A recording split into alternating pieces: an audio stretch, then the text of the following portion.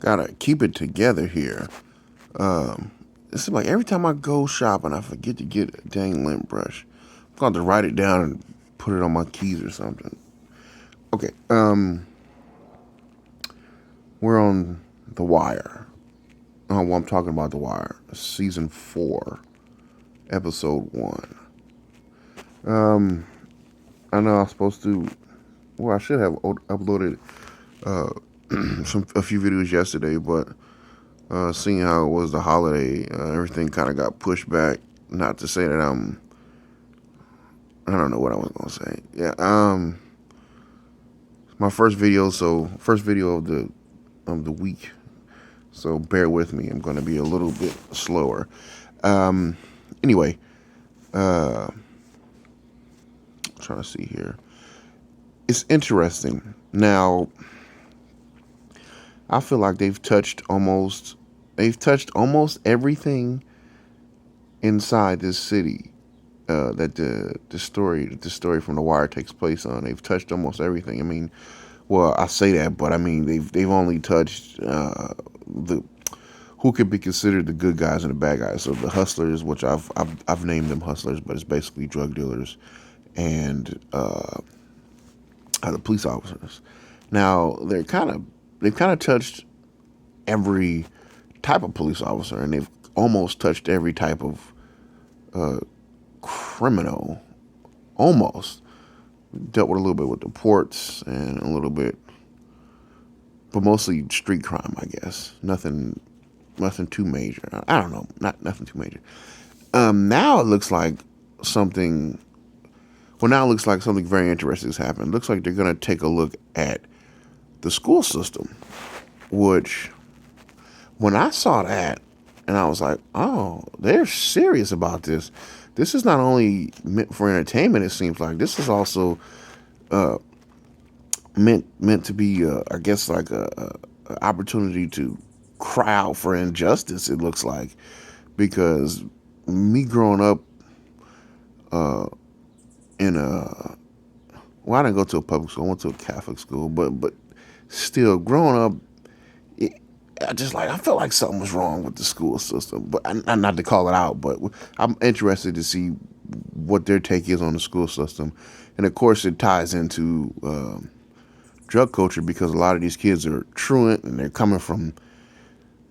They don't paint a pretty picture of this setting of these kids growing up in. I mean, just horrible circumstances. I mean, why would you want to study in school when you want for everything? You know, there's a saying, you want for nothing, but I feel like the majority of these kids want for everything. I mean, the majority of them, it's like, you look at left and right, they don't have anything. And they live in these small brick houses, and there's a lot of vacancies because there's not that many people live in these areas that are that could be considered affluent. They're mostly impoverished, but anyway, it's just interesting to see where that's going. Of course, staying true to classic form from The Wire, they're showing where all the individuals have landed. So it looks like we've still got a core group at that special unit with Lester and Kima and another character that I never got his name. But those are three of the older faces that are there. I don't know who's necessarily running that unit right now. The lieutenant's turned into a major. He's took into position, believe it or not, where McNutty settled way before the end of the last season. And McNutty seems to love his new position, and he's also shacked up with the lady from the port police. So now I guess both of them combined, they have like 4 kids that they're looking after, or at one time they could be looking after, which is interesting. He chose to like settle down. I mean, it's all part of like TV magic because there was never nothing there. I mean, I guess we all have to use our imagination and use assumptions to try and piece together this magical relationship they have because they didn't spend any time. I guess that's a that's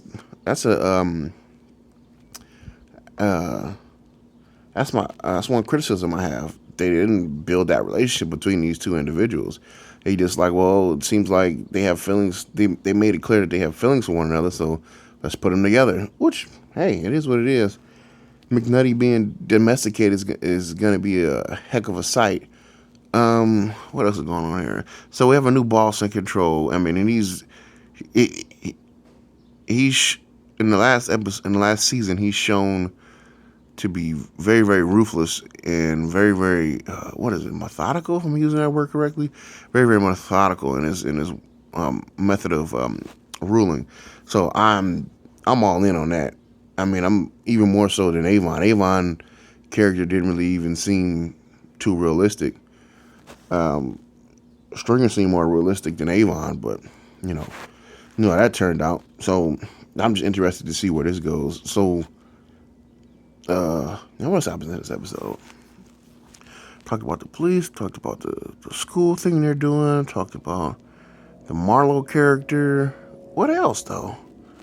Oh, the councilman. So, man, and this is another great thing that's come out of this series. So, the arc from all these seasons are conjoined at the hip, pretty much. It's an ongoing story, which I don't think. Well, of course, I've seen that before. I've had to see that before, but it's interesting that they've pretty much kept it alive. They've kept the same cast and characters just not struggling, chugging along in these roles, and it's gonna be really bittersweet when come to the end of the series. But I think I still have a couple of seasons of watching, and if this is an indication of what's to come, I mean, I I can expect nothing but greatness from this series. I mean, it's so thought out. I mean, not only the arc of the series, okay, not only the overall arc of the complete series, but each character and season, everything is done so well, in my opinion. You're always gonna have some type of criticism towards it, but I don't think I have that much. If that makes any sense. Let me see what else happens in this episode. Mm, in order to keep the murder rate down and subsequently, well, not necessarily keep the murder rate down, but in order to keep the heat off their organization, everybody they've been killing, they've been putting in a vacant building and putting lye over them and all type of stuff to keep the smell down. I mean, these dudes are deadly in their details. I mean, it's gonna be interesting. This one is boiling up to be very interesting. Good TV watching. Now, I think I made a complaint about this show not necessarily getting predictable. I won't say that, but getting boring. Now with the introduction of this new way of doing things as far as the hustles are concerned, and having all of these police officers that we were initially introduced to in the first couple of seasons being scattered to the wind, basically, it's shooken up just enough, but not a whole bunch of new faces.